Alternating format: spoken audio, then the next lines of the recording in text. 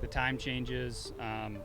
Your body is just not used to it, not comfortable. It can just totally knock you out. So for instance, my boss, we're only doing 3 of them. We're going to Australia, playing Thailand, Singapore, which I would say is, kind of a veteran move. I mean, you got to pick and choose which tournaments you're going to play and how much travel you want to incorporate. Just seeing the new places, getting to experience different cultures, and just being in a different place is nice.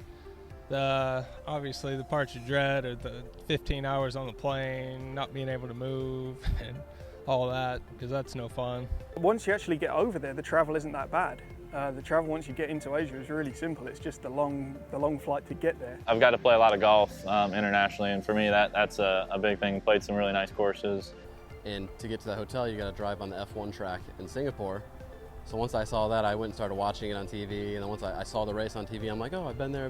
That's probably one of the coolest spots. Singapore is probably my favorite place to visit internationally, because it's a great city, it's tons to do, very clean, very safe. And everybody's kind of on top of each other, so you probably see the other caddies a little bit more rather than maybe the guys that you would just stay with week in, week out.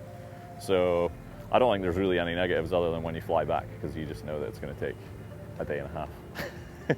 Well, for me at least, anytime I know I'm headed home, I'm like, all right, I know I'm going to be home within 23 hours, perfect. But going there, I'm like, oh, here's another 3 weeks on the road. Not saying that's bad, that's great.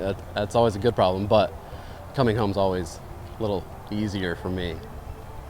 Last year when we went to Evian, I got there and I didn't have usually I put some clothes in my backpack when I travel, and this was the first trip I didn't put anything in my backpack, as an extra, and my bag got lost. I mean, I wore the same polo shirt, I had to wash it every single day, and I would say that was one of the worst ones for sure.